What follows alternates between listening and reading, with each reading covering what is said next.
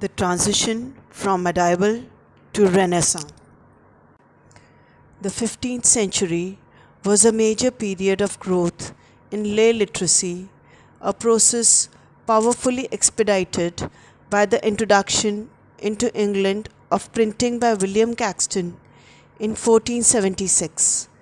Caxton published Malory's Le Morte d'Arthur in the same year that Henry Tudor acceded to the throne as Henry VII, that is in 1485, and the period from this time to the mid-16th century has been called the transition from medieval to Renaissance in English literature. A typical figure was the translator Alexander Barclay. His eclogues, written in 1515, drawn from 15th century Italian humanist sources, was an early essay in the fashionable Renaissance genre of pastoral, while his rendering of Sebastian Brandt's Narrenskiff as The Ship of Fools in 1509 is a thoroughly medieval satire on contemporary folly and corruption. The Pastime of Pleasure, completed in 1506 and published in 1509 by Stephen Hawes, ostensibly an allegorical romance in Lydgate's manner, unexpectedly adumbrates the great Tudor theme of academic cultivation as a necessary accomplishment of the courtly knight or gentleman. The themes of education and good government predominate in the new humanist writing of the 16th century, both in discursive prose such as Sir Thomas Eliot's The Book Named the Governor and Roger Ascham's Toxophilus and The Schoolmaster, and in drama the plays of Henry Medwall and Richard Rastall. The preeminent work of English humanism, Sir Thomas More's Utopia, written in 1516, was composed in Latin and appeared in an English translation in 1551. The most distinctive voice in the poetry of the time was that of John Skelton, tutor to Henry VII's sons and author of an extraordinary range of writing, often in an equally extraordinary style.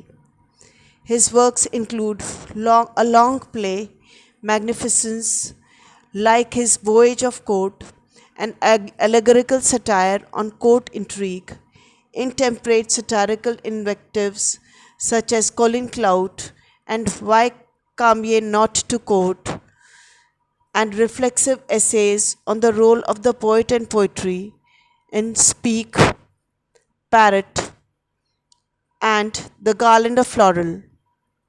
The first half of the 16th century was also a notable period for courtly lyric verse in the stricter sense of poems with musical settings, such as those found in the Devonshire manuscript.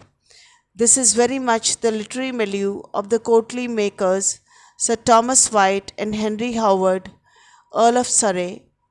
But though the courtly context of much of their writing is of medieval origin, their most distinctive achievements look to the future. Poems such as White's They Flee From Me and Whoso List to Hunt vibrate with personal feelings at odds with the medieval convention of anonymity, while Surrey's translation from Aeneid introduced blank verse, that is unrhymed iambic pentameter, into English for the first time, providing an essential foundation for the achievements of Shakespeare and John Milton. The Renaissance period from 1550 to 1660. In a tradition of literature remarkable for its exacting and brilliant achievements, the Elizabethan and early Stuart periods have been said to represent the most brilliant century of all. The reign of Elizabeth I began in 1558 and ended with her death in 1603. She was succeeded by the Stuart king James VI of Scotland, who took the title James I of England as well. English literature of his reign as James I from 1603 to 1625 is properly called Jacobean. These years produced a gallery of authors of genius, some of whom have never been surpassed, and conferred on scores of lesser talents the enviable ability to write with fluency, imagination, and verve. From one point of view, this sudden renaissance looks radiant, confident, heroic, and belated, but all the more dazzling for its belatedness. Yet, from another point of view, this was a time of unusually traumatic strain in which English society underwent massive disruptions that transformed it on every front and decisively affected the life of every individual.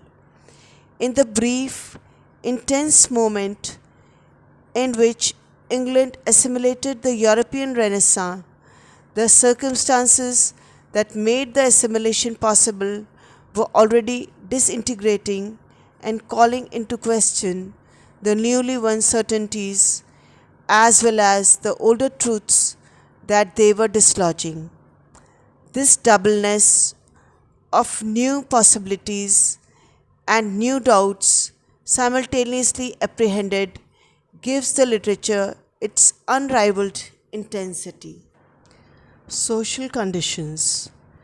In this period, England's population doubled, prices rocketed, rents followed, old social loyalties dissolved, and new industrial, agricultural, and commercial veins were first tapped.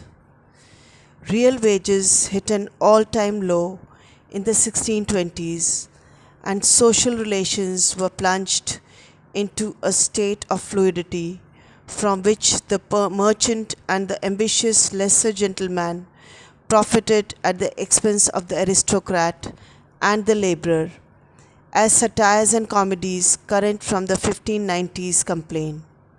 Behind the Elizabethan vogue for pastoral poetry lies the fact of the prosperity of the enclosing sheep farmer who sought to increase pasture at the expense of the peasantry. Tudor platitudes about order and degree could neither combat nor survive the challenge posed to rank by these arrivistes. The position of the crown, politically dominant yet financially insecure, had always been potentially unstable, and when Charles I lost the confidence of his greater subjects in the 1640s, his authority crumbled. Meanwhile, the huge body of poor fell even further behind the rich. The pamphlets of Thomas Herman and Robert Greene, as well as Shakespeare's King Lear, provide glimpses of a horrific world of vagabondage and crime, the Elizabethans' biggest unsolvable social problem. Intellectual and religious revolution. The barely disguised social ferment was accompanied by an intellectual revolution as the medieval synthesis collapsed before the new science, new religion, and new humanism. While modern mechanical technologies were pressed into service by the Stuarts to create the scenic wonders of the court masque, the discoveries of astronomers and explorers were redrawing the cosmos in a way that was profoundly disturbing. The majority of people were more immediately affected by the religious revolutions of the 16th century.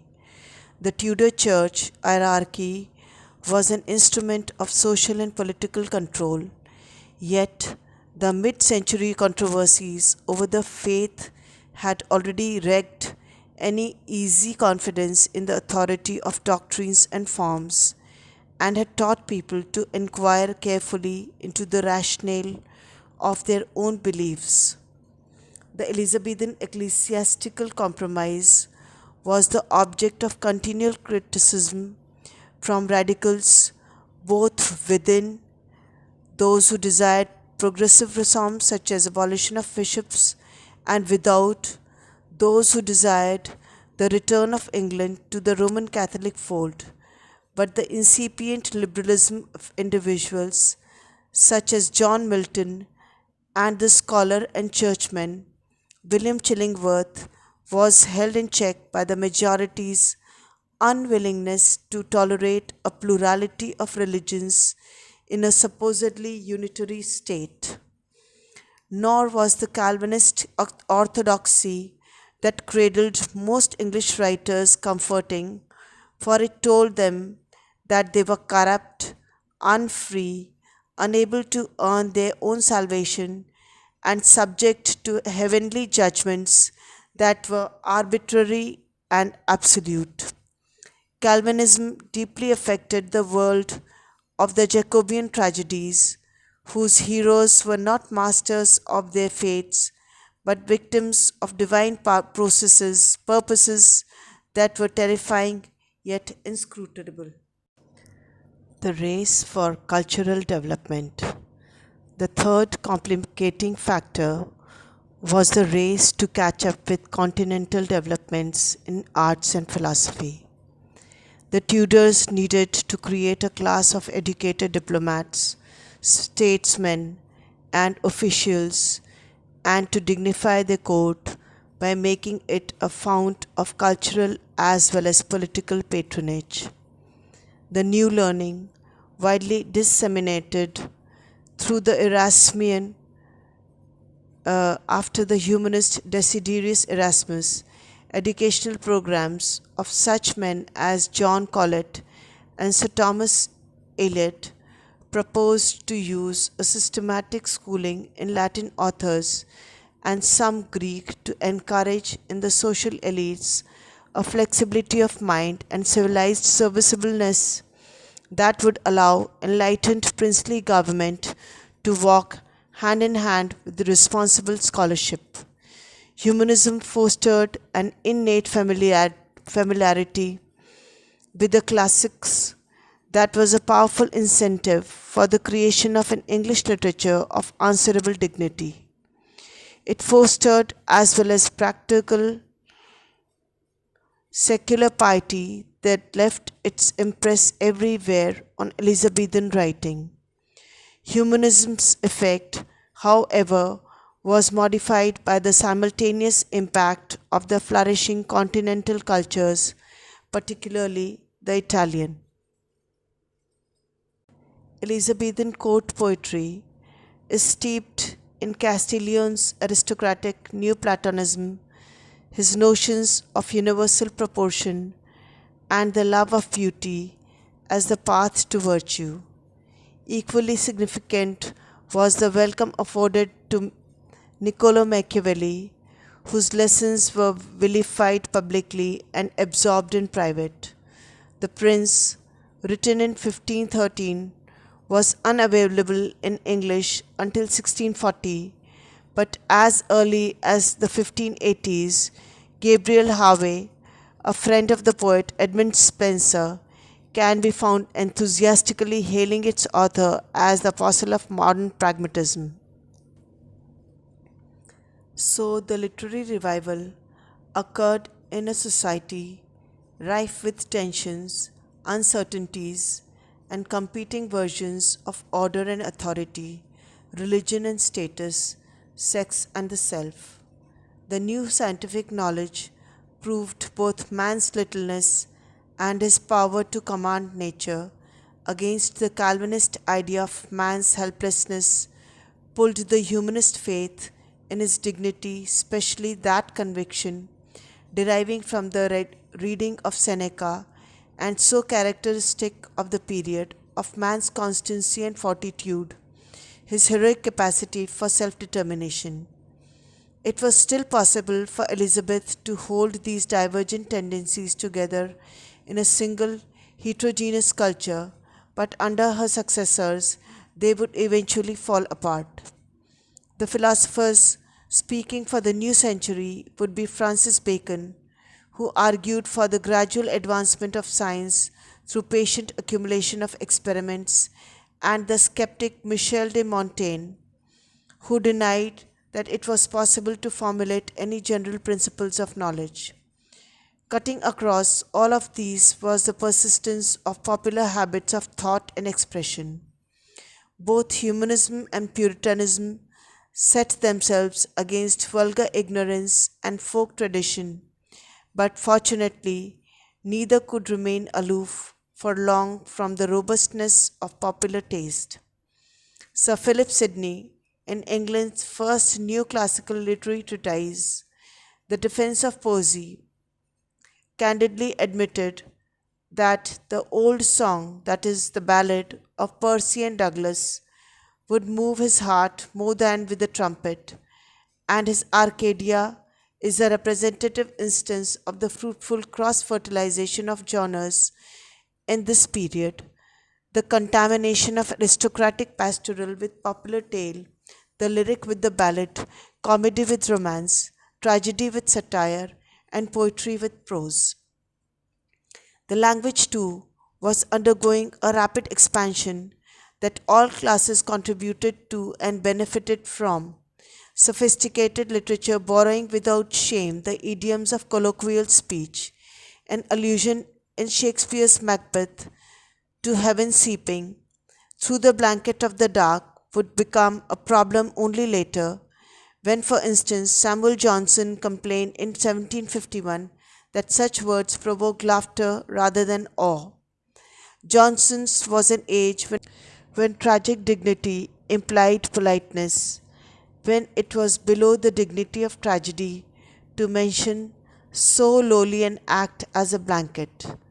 But the Elizabethan ability to address themselves to several audiences simultaneously and to bring into relation opposed experiences, emphasis, and worldviews invested their writing with complexity and power.